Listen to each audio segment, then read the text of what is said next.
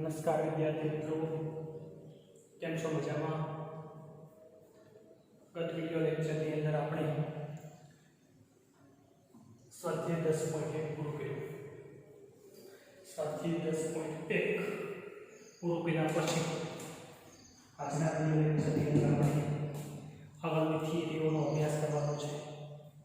આગળની થિયરીની અંદર વાત કરીએ તો છેલ્લે આપણે સ્પર્શકો પૂરા કર્યા કે સ્પર્શકો કોને કહેવાય, ઉપરાંત સ્પર્શકો કઈ રીતે હોય, સ્પર્શક ત્રિજ્યા સાથે લંબ હોય, આ પ્રમેય જોયો.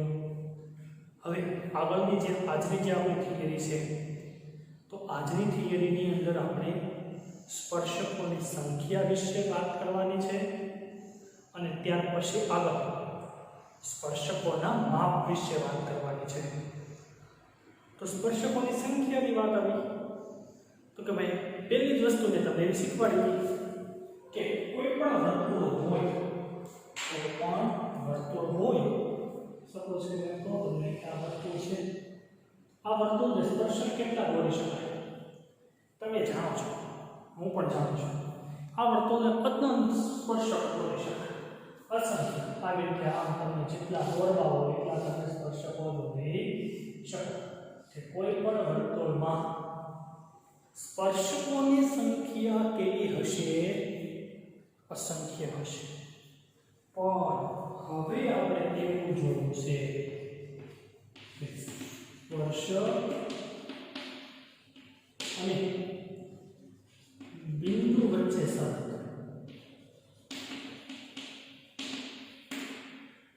જોવાનું છે. સ્પર્શક અને બિંદુઓ વચ્ચેનો સંબંધ. તો કે સ્પર્શક અને બિંદુઓ વચ્ચેનો સંબંધ આપણે જોવો હોય તો એમાં શું જોવાનું હોય વળી? તો સ્પર્શક અને બિંદુઓ વચ્ચેના સંબંધની અંદર આપણે ખાસ તો એ જોવાનું છે કે આ બિંદુ છે કે ભાઈ બિંદુ આ જગ્યાએ આપ્યું છે તો એ જગ્યા પરના બિંદુમાંથી આપેલ વર્તુળને કેટલા સ્પર્શકો દોરી શકાય? એનો મતલબ એવો થયો કે અત્યાર સુધી જે મેં તમને પહેલાં ભણાવ્યું હતું એની અંદર મેં તમને શું ભણાવ્યું હતું કે સ્પર્શકોની સંખ્યા છે કોઈ પણ વર્તુળમાં તો કેવી હોય છે? અસંખ્ય હોય છે. પણ હવે હું તમને જે ભણાવવાનો છું એની અંદર હું તમને સ્પર્શકોની સંખ્યા વિશેનો એક નવો જ ખ્યાલ આપવાનો છું. તો એ જે નવો ખ્યાલ છે એમાં શું છે કે એ નવા ખ્યાલની અંદર કોઈ એક બિંદુ, મેં શબ્દ વાપર્યો સ્પર્શક અને બિંદુ, તો આ બંને વચ્ચેનો સંબંધ જો આપણે જોવો હોય તો પહેલા તો બિંદુ અલગ અલગ જગ્યાએ આ એક વર્તુળ, આ બીજું વર્તુળ, ધારો કે ત્રીજું વર્તુળ. હવે હું 3 બિંદુઓ લઉં. કેટલા બિંદુઓ લઉં? 3. કેન્દ્ર તો બધા વર્તુળમાં હશે કે 2 અને 3 કેન્દ્ર છે. હવે હું એક બિંદુ A લઉં. આ બિંદુ છે કે ક્યાં આવેલું છે? વર્તુળની અંદરના ભાગમાં આવેલું છે. ક્યાં આવેલું છે? વર્તુળની અંદરના ભાગમાં. તો હવે જે વર્તુળની અંદરના ભાગમાં બિંદુ આવેલું છે તો એમાંથી વર્તુળને કેટલા સ્પર્શક દોરી શકાય એનો અભ્યાસ આપણે આમાં કરવાનો છે. તો વર્તુળની અંદરના ભાગમાં જે બિંદુ આવેલું છે એને કેટલા સ્પર્શક દોરી શકાય? એક બિંદુ વર્તુળ ઉપર, આનો આ જે બિંદુ છે વર્તુળ ઉપર બિંદુ એક બિંદુ આમાં વર્તુળની બહારના ભાગમાં બિંદુ A. આવી રીતે 3 કન્ડિશન મેં તમારી સામે લખી છે. કેટલી પરિસ્થિતિઓ લખી છે? 3 પરિસ્થિતિઓ લખી છે. હવે આ જે 3 પરિસ્થિતિ મેં લખી છે આ 3 પરિસ્થિતિમાં આ બિંદુમાંથી પસાર થતું હોય અને વર્તુળનો સ્પર્શક હોય તો સ્પર્શકોની સંખ્યા કેટલી મળે એ આપણે વિચારવાનું છે. એક બિંદુ છે, એક વર્તુળ છે. અગેન હું તમને કહું, થિયરી એવી છે કે સ્પર્શક અને બિંદુઓ વચ્ચેનો સંબંધ. એક વર્તુળ છે અને એક બિંદુ છે. દોરવાનું છે શું? સ્પર્શક. વર્તુળમાંથી નહીં પસાર થવું જોઈએ. સ્પર્શક પહેલા તો કોને કહેવાય? કે શું થતું હોય, વર્તુળને કોઈ એક બિંદુમાં છેદે એને સ્પર્શક કહેવાય. વર્તુળને કોઈ એક બિંદુમાં છેદે આને વર્તુળનો સ્પર્શક કહેવામાં આવે છે. તો આના પરથી તમે વિચારો પહેલા તો કે આમાં તમે કેટલા સ્પર્શક દોરી શકશો પહેલી કન્ડિશનની અંદર. તો હવે હું તમને પહેલી કન્ડિશનની અંદર વાત કરું તો પહેલી કન્ડિશન આપણે શું છે? બિંદુ A છે, બિંદુ વર્તુળની અંદરના ભાગમાં છે, એમાંથી આપણે પસાર કરવો છે સ્પર્શક. હાલ આમાંથી પસાર થતી રેખા દોરી લેવાની. બિંદુ A માંથી પસાર થતી રેખાઓ દોરી. એમાંથી કેટલી રેખાઓ વર્તુળનો સ્પર્શક બને છે એ આપણે જોવું છે. આ પહેલી રેખા, આ બીજી રેખા, આ પહેલી દોરી L અને M, તો M પણ સ્પર્શક નથી. હજી એક દોરો, આ રેખા M દોરો, રેખા એ પણ સ્પર્શક નથી. હજી એક રેખા દોરો, આમ રેખા દોરો, તો આ પણ રેખા એનો સ્પર્શક નથી. આ રેખા દોરો, તો આ પણ સ્પર્શક નથી. આપેલ એક પણ રેખા વર્તુળનો સ્પર્શક નથી થતી. શું કરવું? બિંદુ ક્યાં આપેલું છે? વર્તુળની અંદરના ભાગમાં. બિંદુ ક્યાં છે? વર્તુળની અંદરના. તો મિત્રો આના ઉપરથી હું તમને સવાલ કરું કે વર્તુળની અંદરના ભાગમાં બિંદુ આવેલું હોય તો કેટલા સ્પર્શક દોરી શકે? તમે અત્યારે બધા વિડીયો જોવો છો, પણ તમે તમારી રીતે વિચારી શકો. આમને એમ તમને એમ થાય કે અત્યારે કેટલા સ્પર્શકો બને છે? તો એક પણ સ્પર્શક મળતો નથી. તો અહીંયા આના ઉપરથી આવી નોંધ લખી શકાય કે વર્તુળની અંદર આવેલા બિંદુમાંથી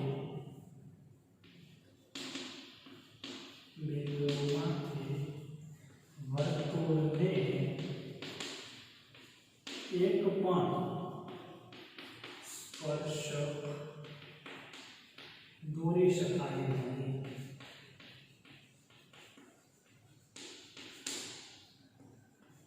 વર્તુળની અંદર આવેલા બિંદુમાંથી વર્તુળને એક પણ સ્પર્શક દોરી શકાય નહીં. શું કરવા? કારણ કે શક્ય જ નથી. શું કરવા શક્ય નથી? બિંદુ ક્યાં આવેલું છે? વર્તુળની અંદરના ભાગમાં. મેં તમને આકૃતિ દોરીને સમજાવ્યું છે. બાજુમાં આકૃતિ પણ આપેલી છે. એ આકૃતિમાં તમે જોઈ શકો છો. તો આ મિત્રો કઈ પરિસ્થિતિ છે? પહેલી પરિસ્થિતિ થઈ. હજી આવી બીજી પરિસ્થિતિ આપેલી છે. એની અંદર તમને વર્તુળ ઉપર બિંદુ A આપેલું છે. ક્યાં આપેલું છે? વર્તુળ ઉપર આપેલું છે. ક્યાં આપેલું છે? વર્તુળ ઉપર. તો હવે આપણે એના માટે એ વિચારવાનું છે કે વર્તુળ પરના બિંદુમાંથી વર્તુળને કેટલા સ્પર્શકો દોરી શકાય? કન્ડિશન આપણે શું છે? એમાંથી રેખા પસાર થવી જોઈએ. હું એક રેખા પહેલા દોરું. આ એક રેખા દોરું તો આ એક સ્પર્શક બન્યો. આ સ્પર્શક એટલે એક જ બિંદુમાં સ્પર્શે છે એટલા માટે. હવે બીજા એક રેખા દોરું. આ બની તો આને સ્પર્શક કહેવાય, આને નો કહેવાય. આ કહેવાય. આમાં આને પણ એક પણ ને સ્પર્શક કહેવાય. આમાં આ એક જ સ્પર્શક દોરી શકાય. હવે તો બીજી કોઈ પણ એંગલ બનાવો, આમ બનાવો તો આ પણ કહેવાય ને. તો વર્તુળની અંદરના ભાગમાં આવેલા બિંદુમાંથી વર્તુળને કેટલા સ્પર્શક દોરી શકાય? એક સ્પર્શક દોરી શકાય. તો અહીંયાની નોંધ થાય. વર્તુળ અંદર આવેલા બિંદુમાંથી વર્તુળને એક સ્પર્શક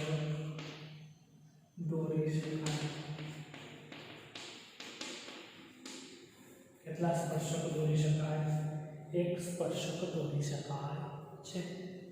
બિંદુ ક્યાં આવેલું છે? વર્તુળ પર. સોરી, એમાં એવું થઈ છે.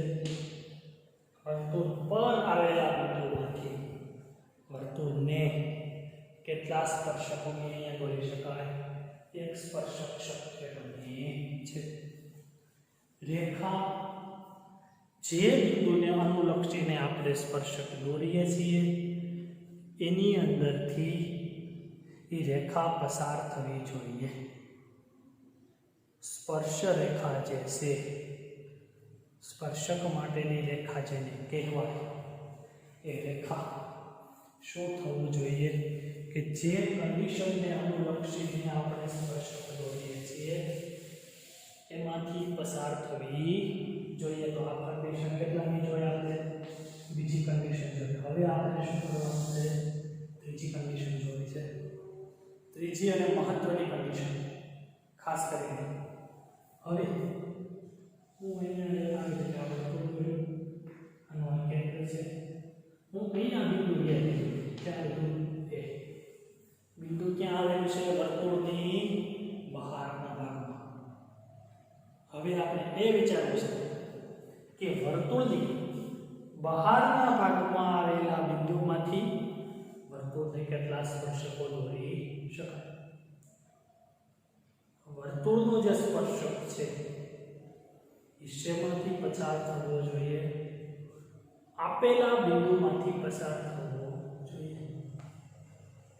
અને એ સ્પર્શકોની સંખ્યા આપણે હવે ગણવી છે. તો વિચારીએ, તમે જ વિચારો. ભલે વિડીયો જોવો છો તો પણ તમે વિચારી શકો કેટલા સ્પર્શકો થાય? એકાદી રેખા દોરીએ કે સ્પર્શક બને એવી રીતે. આ એક સ્પર્શક થયો, આ બિંદુમાંથી પસાર થતો. આ શું થયો? એક સ્પર્શક થયો. હજી હું બીજી રેખા દોરું.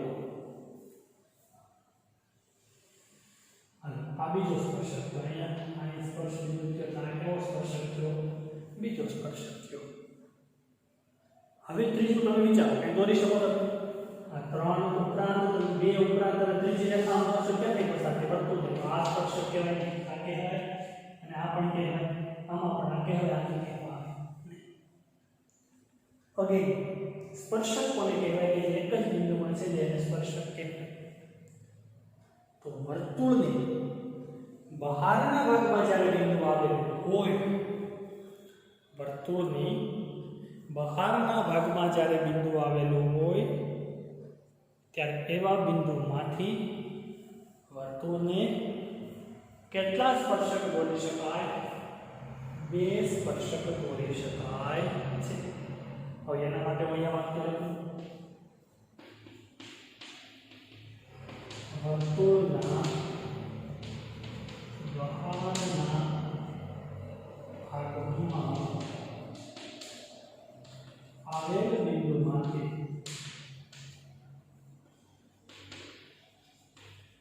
વર્તુળને બે સ્પર્શક દોરી શકાય. વર્તુળની બહારના ભાગમાં આવેલ બિંદુમાંથી વર્તુળને શું કરી શકાય? બે સ્પર્શક દોરી શકાય છે. તો મિત્રો, તમારા બોર્ડ ઉપર ત્રણ કન્ડિશન, ત્રણ પરિસ્થિતિઓ અલગ અલગ દર્શાવેલી છે. પહેલીમાં બિંદુ ક્યાં આવેલું છે? વર્તુળના અંદરના ભાગમાં. બીજીમાં બિંદુ ક્યાં છે? વર્તુળ પર. અને ત્રીજીમાં બિંદુ ક્યાં છે? વર્તુળની બહારના ભાગમાં. ત્રીજી કન્ડિશન છે. આમાં એકમાં તો શું થશે કે દોરી શકાય છે. હવે આ ત્રણ પરિસ્થિતિઓમાં વિચારીએ. જેમાં એક જ દોરી એકાદો નથી, એમાં તો કંઈ નિર્માણ થાય જ નહીં. કોઈ વસ્તુ બનતી જ નથી. એમાં સ્પર્શકનું કોઈ અસ્તિત્વ કહેવાય નહીં. તો આના ઉપર આપણે કંઈ કામ કરવાનું થાય. હવે આની વાત લઈએ તો આમાં તો શું બને છે? એક સ્પર્શક દોરી શકાય છે. એ તો અનંત સુધી લંબાવી પણ શકવાનું છે. એ સ્પર્શકને આપણે શું કરી શકવાના છીએ? અનંત સુધી લંબાવી શકવાના છીએ. એમાં તો આપણે માપવાનું કે એવું કંઈ આવે પરિસ્થિતિ માટે આપણે કાંઈ કરવા નથી, પરિસ્થિતિ આવી ત્રીજી વાત છે ની આવી ત્રીજા માટેની વાત આવી, તો ત્રીજા માટેની વાત માટે આપણે વિચારવું છે. ત્રીજાની અંદર તમે જુઓ કે અહીંથી અહીંયા સુધી આ બે બિંદુઓ ફિક્સ છે. અહીંથી અહીંયા P તો અહીંયા શું કહો Q, AP અને AQ આ બંને માપ થાય છે અને એ બંને વસ્તુઓના માપ આપણે માપી શકીએ, માપવા માટેથી એ આવી શકે. તમે સમજો છો કે નહીં? આ બે પરિસ્થિતિમાં માપવાનું કંઈ વધતું જ નથી. આપણી ભાષામાં કહીએ તો આપણે એક સરસ મજાની કહેવત છે, ના રહેગા બાસ और ना बजेगी बांसुरी, ना रहेगा बास और ना बजेगी बांसुरी. એવી રીતે આમાં તો કઈ સેજ નહીં વધારવા જેવું, માપવા જેવું, પણ માપવા જેવું એક હોય તો કઈ પરિસ્થિતિમાં છે? આ ત્રીજી પરિસ્થિતિમાં. હવે ત્રીજી પરિસ્થિતિમાં જે માપવા જેવું છે શું થતું? ત્રિકોણ જેવી રચના પણ બને છે. આને મનોરાજ ત્રીજો સ્પર્શક કાઢી નાખવું થોડીક વાર સોરી, આ ત્રીજી જે કન્ડિશન બતાવી છે સ્પર્શક તો સેજ નહીં એવું કાઢી નાખવું છે. તો આવી આકૃતિ બની સરસ મજાની, જો બે ત્રિકોણ જેવો ભાગ બન્યો. હવે આને આનો ત્રિજ્યાઓ સાથે જોડી દો, ત્યાં જોડી દો ત્રિજ્યાઓ સાથે જોડી દો, તો હવે આ આકૃતિ કેવી બની તમે વિચારો તો ત્રિજ્યાઓ સાથે જોડી દીધા ચતુષ્કોણ જેવી આકૃતિ બની. કેવી આકૃતિ બની? ચતુષ્કોણ જેવી આકૃતિ બની. હવે આટલી વસ્તુ બની ગઈ છે તો હવે શું છે કે આ કર્યા પછી તો તમે આમાં કંઈક બને છે, આમાં કંઈ બનતું જ નથી બેમાં, આ બંનેમાં કશું બનતું નથી. તો બધામાં કંઈક બની છે જેના તરફ આપણે આગળ વધીએ. તો હવે એ તરફ આગળ વધવા માટે તમને એક સરસ મજાનો પ્રમેય આપ્યો છે, પ્રમેય 10.2. પ્રમેય 10.2 ની અંદર તમને એવું કીધું છે કે વર્તુળના બહારના બિંદુમાંથી દોરેલા બંને સ્પર્શકોની લંબાઈ સમાન હોય. પહેલા તો વર્તુળ છે, બહારનું બિંદુ A છે, એમાંથી મેં બે સ્પર્શકો દોર્યા, એક AP સ્પર્શક થયો અને AQ સ્પર્શક થયો. તો એ બંને સ્પર્શકોની લંબાઈ કેવી હોય છે? સમાન હોય છે. આવું આપણે સાબિત કરવું છે. અને આ પ્રમેય એટલે તમારો પ્રમેય કયો છે? પ્રમેય 10.2.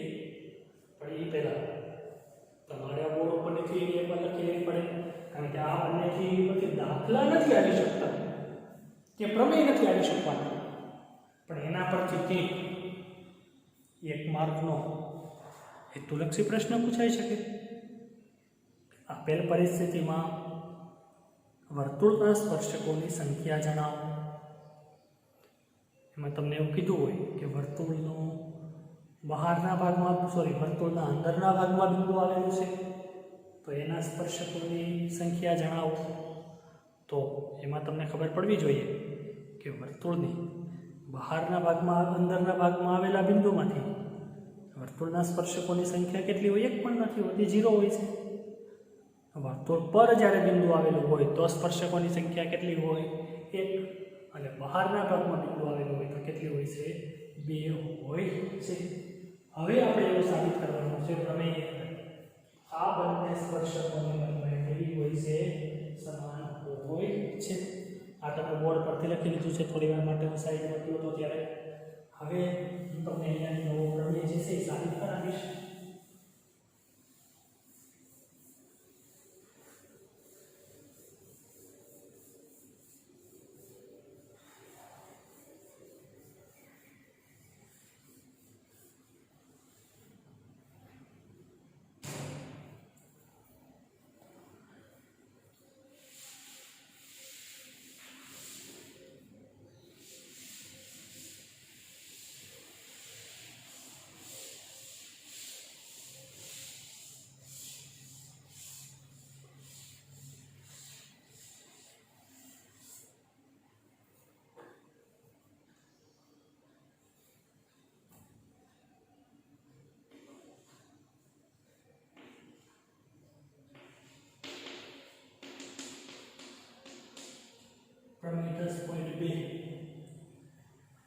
10.2 વિધાન આવું છે. તમે તમારા ટેક્સ્ટબુકમાં પણ જોઈ શકો છો કે વર્તુળની બહારના ભાગમાં આવેલા બિંદુમાંથી દોરેલા બંને સ્પર્શકોની લંબાઈ સમાન હોય.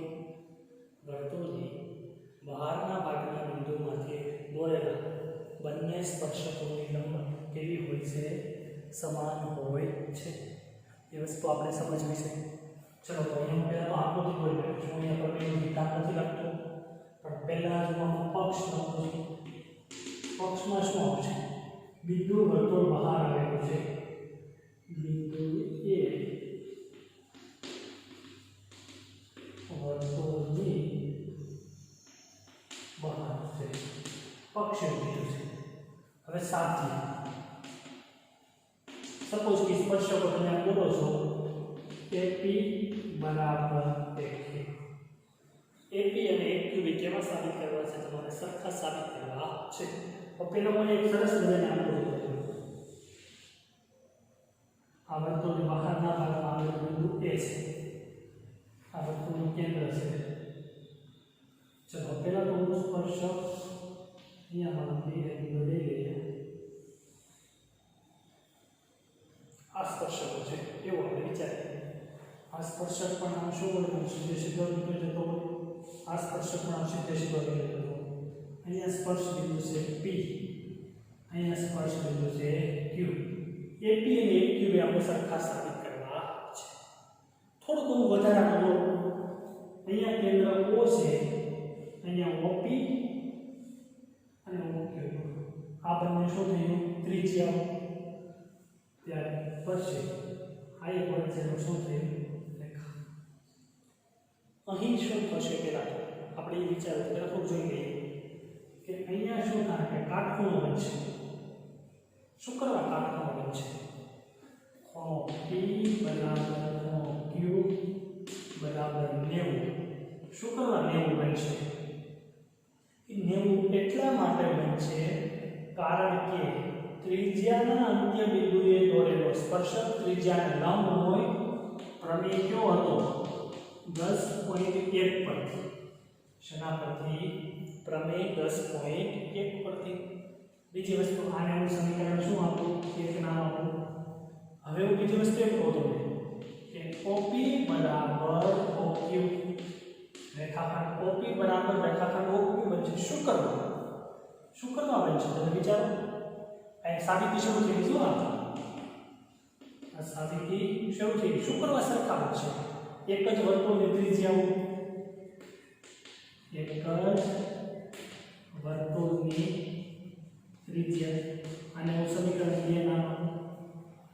હવે આપણે શું કરું? તમને અહીંયા બે ત્રિકોણ દેખાવો છો. મને તો દેખાય છે બે કાટકોણ ત્રિકોણ મને દેખાય છે. OPA અને OQA. હવે આપણે આગળ સાબિતી પાછી શરૂ કરીએ કે અહીં ત્રિકોણ OPA અને ત્રિકોણ OQA માટે OPA અને OQA માટે પહેલા તો શું થશે કે ખૂણો OPA બરાબર ખૂણો OQA શું છે?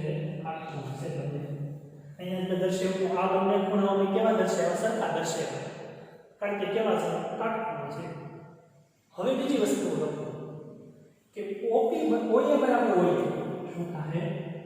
બાજુ OA બરાબર શું થાય? બાજુ OA. શું કરવા? એ કેવી બાજુ છે? સામાન્ય બાજુ.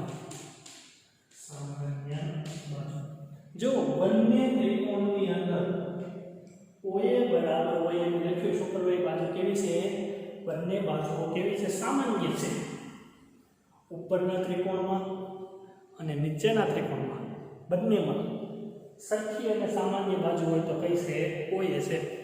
કારણ કે આ બાજુ કેવી છે? બંનેમાં ઉપરના છે નીચેના છે સામાન્ય બાજુ છે. એટલે બાજુ બની. થોડી વાર માટે આપણે બાજુ નીચે લઈ લઈએ. એટલે સારું વિચારીએ. આપણે પહેલા બાજુ નથી બનાવવાની. તો હું કરતા આમ તો સોરી કોપી કાઢી નાખી. OA બરાબર OA. સામાન્ય બાજુ છે ભાઈ જો બંનેનો કર્ણ પણ છે, આની સામેની બાજુ આકાર નથી, આત્માની સામે બાજુ આકાર નથી, તો આ શું બન્યું? કર્ણ. મેં ખાલી ક કર્યો છે. હવે આગળ ઓપી બરાબર ઓપી, ઓપી બરાબર ઓપી. શું કર્યું? ઓપી બરાબર ઓપી. શું કરવું? ઓપી બરાબર ઓપી. સમીકરણ 2 પરથી એક જ વર્તુળની ત્રિજ્યા એ બંને કેવી છે? એક જ વર્તુળની ત્રિજ્યા. આ શું કર્યું? એક બાજુનું ત્રિકોણ. તો શરત કઈ થઈ?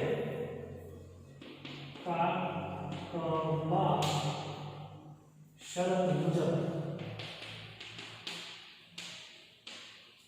બંને ત્રિકોણ કેવા હતા? બંને ત્રિકોણ એકરૂપ. કાકબા શરત, કાટખૂણો હોય, કર્ણ હોય, બાજુઓ સરખા હોય તો બંને ત્રિકોણ કેવા બને? એકરૂપ બને. એકરૂપ બને તો બાજુની બાકીની બાજુ પણ એકરૂપ હોય. તેથી બાકીની બાજુ એકરૂપ હશે, એકરૂપ બનશે. બાકીની બાજુ પણ કેવી બનશે? એકરૂપ બનશે. તેથી શું બન્યું? AP બરાબર એકરૂપ બનશે. તેથી શું થાય? AP બરાબર વર્તુળની બહારના બિંદુમાંથી દોરેલા સ્પર્શકો તેથી કેવા બને છે? સમાન બને છે. તો મિત્રો આ 10મા ચેપ્ટરનો બીજો પ્રમેય, આમ તો બીજો અને છેલ્લો. આ પ્રમેય એટલે કેવો પ્રમેય છે? છેલ્લો પ્રમેય છે. અહીંયા આપણે આ ચેપ્ટરની થિયરી પૂરી થઈ છે. હવે પછી આપણે આ પ્રમેય પરથી સ્વાધ્યાયના કેટલાક દાખલાઓ જોવાના છે. એ દાખલાઓ જોતા પહેલા આપણે આવતા વિડિયો લેક્ચરની અંદર નવું સ્વાધ્યાય શરૂ કરવાના છે. સ્વાધ્યાય 10.2 પણ એ પહેલાં આ પ્રમેય એકવાર તમે જોઈ લો, સમજી લો અને તમારી બુકની અંદર લખી લેવાનું છે. હવે જ્યારે આપણે આવતા વિડિયોની અંદર મળશું ત્યારે સીધું સ્વાધ્યાય 10.2 જોઈશું. આ પ્રમેય હું તમને એકવાર હજી ત્યારે ફરી પાછો સમજાવીશ, કારણ કે પરીક્ષા સુધી અગત્યનો પ્રમેય છે. એટલા માટે આ પ્રમેય સરસ રીતે સમજવો જરૂરી છે. એટલા માટે આવતા વિડિયો લેક્ચરની અંદર હજુ એકવાર આપણે પ્રમેય સમજીશું. પણ ત્યાં સુધી તમારે શું કરવાનું છે કે એકવાર આ બુકની અંદર તમારે જે બુકમાં તમે લખતા હો એ બુકમાં તમારે સરસ રીતે લખી લેવાનું છે, જેથી કરીને હવે તમારે તૈયારી થઈ જાય એક્ઝામ સુધીની તૈયારી થઈ જાય. હવે ફરી પાછા આવતીકાલના વિડિયો લેક્ચર, શુક્રવારના વિડિયો લેક્ચરની અંદર મળશું. ત્યાં સુધી બધાને બેસ્ટ ઓફ લક. મળીએ ફરી પાછા આવતા વિડિયો લેક્ચરની અંદર.